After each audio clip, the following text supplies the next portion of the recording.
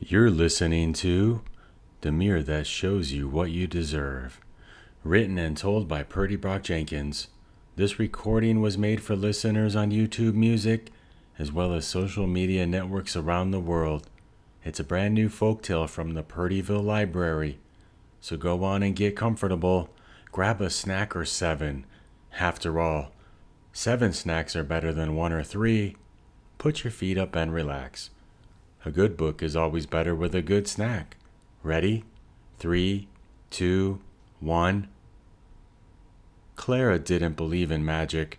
She believed in results, and graphs, and well-labeled jars, and tools that did what they said they'd do. She was the kind of girl who tested the bounce of rubber balls before buying them, and always read the expiration date on milk, even when it wasn't hers. She was sharp as scissors and quick with questions, but soft around the eyes, like someone who still remembered what it felt like to be 6 and afraid of thunder. At 11 years old, Clara had already solved the mystery of the missing chickens. It was the mayor's dog. Discovered a new type of mold growing behind the general store. It smelled like garlic. And built her own compass out of foil, a bottle cap, and a sewing needle. She did not expect to find anything unusual inside the old tailor shop. But that's how stories like this usually begin. The shop hadn't been open in years. Some said it was haunted. Some said it never truly existed to begin with. Clara said that was nonsense.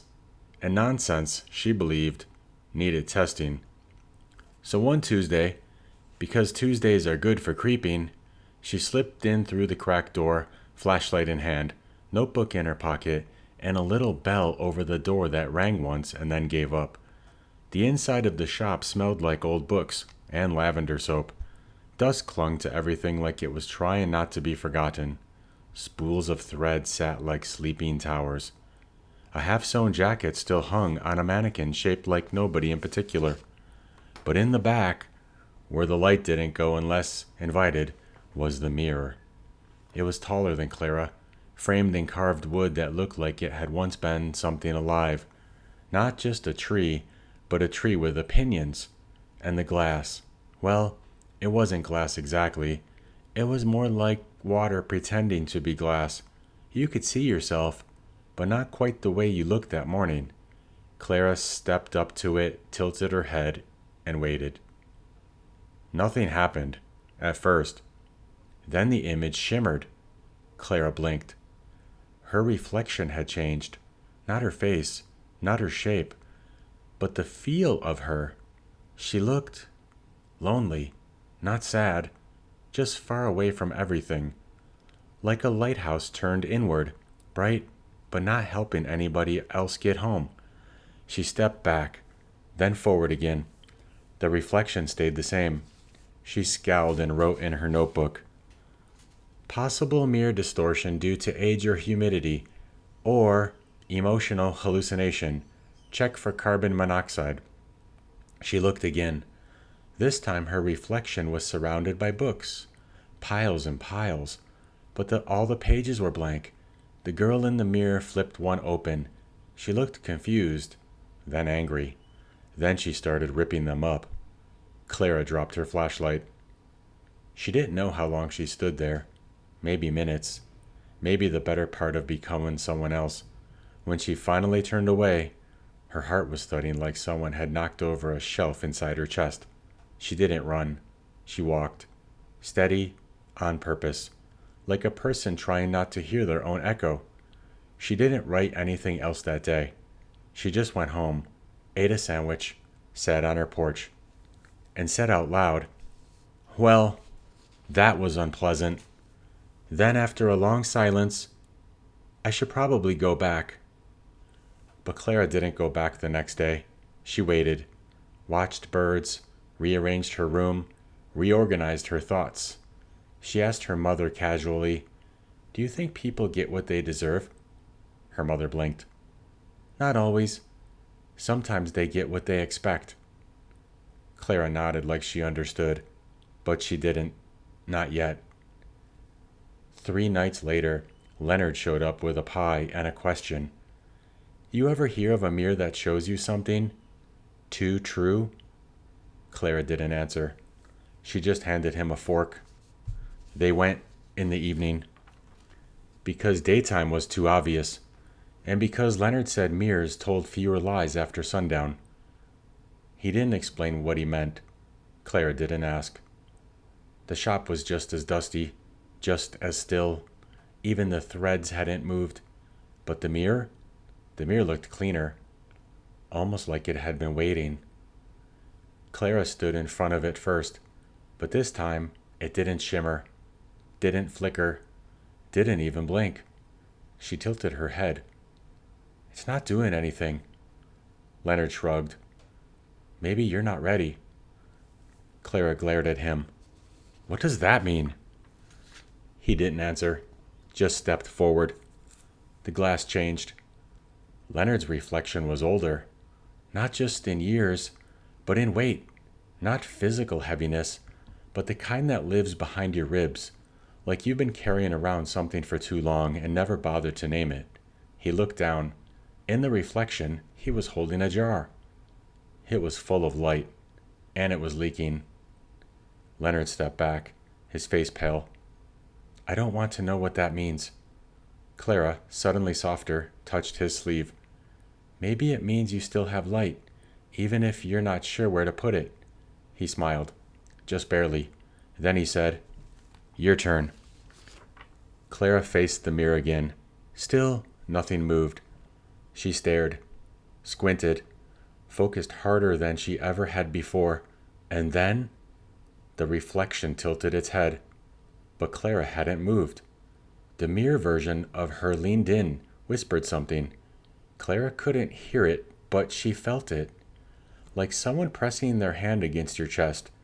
Not to hurt you, but to remind you that something's in there still ticking. She blinked. Now in the mirror she was older, grown, hair tied back, tools in her apron. A girl who had built things, broken things, fixed them again. But in her eyes, they looked tired. Not from work, but from hoping. Leonard whispered, What do you see? Clara's voice was small. I think I see who I'll be if I'm not careful. Careful how? If I forget that knowing things isn't the same as understanding them. The shop creaked, a sound like a breath, or a hush. Neither of them moved for a long time. Then Leonard did something unexpected. He laughed. This thing's got nerve. Clara blinked at him. What? Trying to tell us what we deserve. A mirror of all things. Clara considered that. You think it's wrong? He shook his head. I think it's guessing. Same as everybody else. They didn't break the mirror. They didn't run. They just left, gently, like backing out of a conversation that's gone too deep too fast. Outside, the sky had turned that strange color between lavender and nightfall. Clara breathed in. I still don't believe in magic. Leonard raised an eyebrow. No? No, but I do believe in mirrors that remember more than they should. Later that night, Clara drew a diagram in her notebook. It was a mirror, but it was shaped like a question mark, and she wrote one word underneath it. Maybe. Weeks passed. The mirror sat quietly in the tailor shop, like a lesson that had already been taught. Clara didn't tell anyone what she saw. Not because it was a secret, but because it was hers. The mirror, she decided, wasn't magic. It was honest. And sometimes honesty felt like magic because people weren't used to it showing up without permission. One morning, Clara found Leonard by the creek with his boots off and his toes in the cold water. He was humming something that had no tune. She sat beside him. Do you think people can change what they deserve? He thought for a moment, then nodded. Sure, but not all at once, and not always on purpose. They sat there, the water curling past their ankles like a conversation neither of them had the words for. A few days later, Clara returned to the shop. Not to look, to listen. She stood in front of the mirror, placed her hands behind her back, and said, "Thank you." The glass did not ripple. The wood did not creak.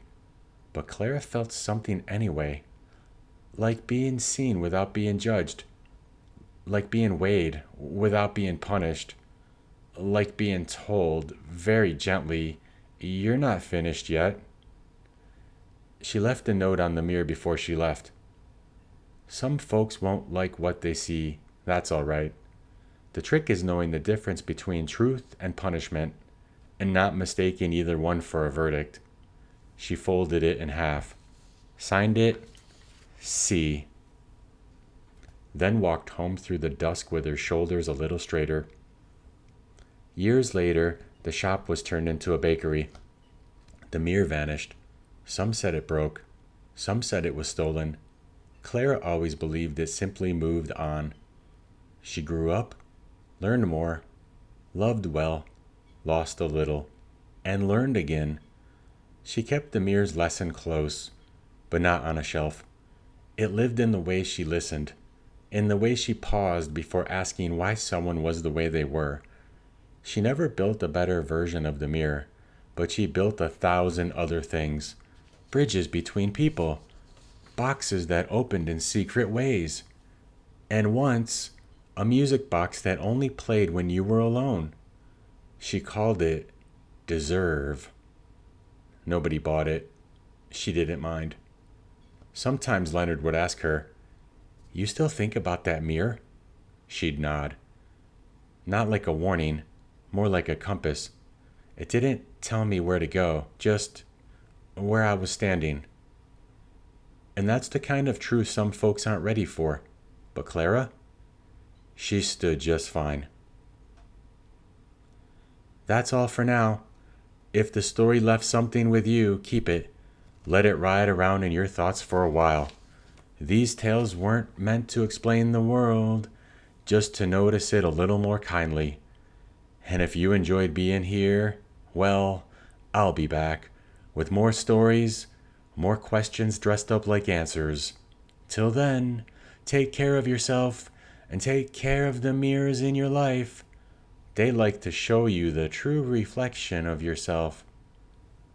If this made you smile or feel something fuzzy and wonderful, go ahead and hit the like button and subscribe. Also, give me a comment. What ideas do you have for the next story? I'll keep telling stories if you keep listening.